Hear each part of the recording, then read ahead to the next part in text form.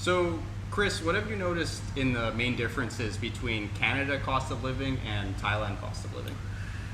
Yeah, I think the biggest difference that I've noticed in cost of living is that there, Bangkok has a lot you can do for very, very cheap.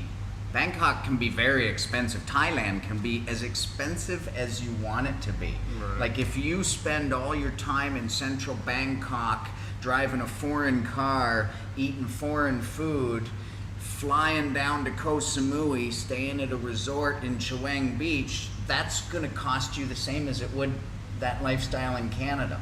Oh, okay. There's no difference. Your car is going to be more expensive. Some of the stuff will be more, some will be a bit less. But for me, the way I like to live here and the most enjoyable way to live, you can go out and eat lunch for, $1.50 and have it be amazing. Just before we started this interview, I showed up a little hungry. There was a nice lady making these Chinese dumplings that were 30 baht, $1.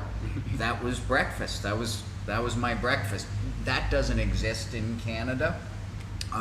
So you can live here for very cheap. Cost of living for apartments is way less.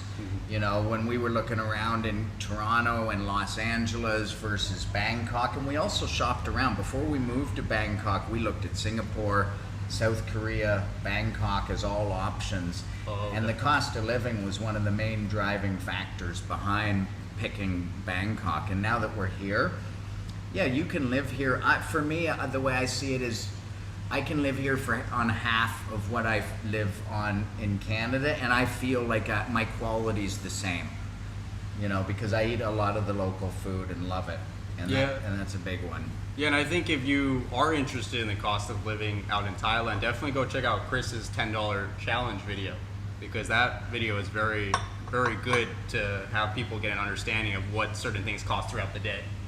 Yeah. And also, if some people want to keep their costs down, what is some advice for them that you would give?